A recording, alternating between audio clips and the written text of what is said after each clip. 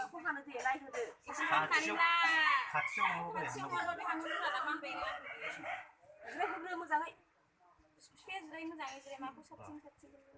एसे गोजानाव खौवा जानद्राय फैना हामफ्लाय गावखौ हामफ्लायनाय माने संनाय एसे गोजानाव लाथ'बाव माखौबा हानथों बियो जिरायथार मालाय माइरंखौ खांबायलाय माखाब दामाजानांबाय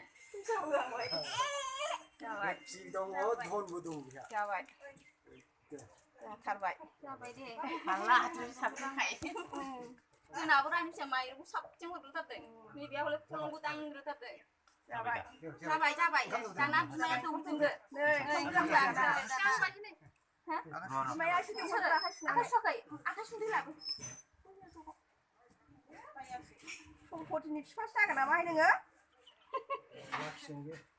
थाखाबो दं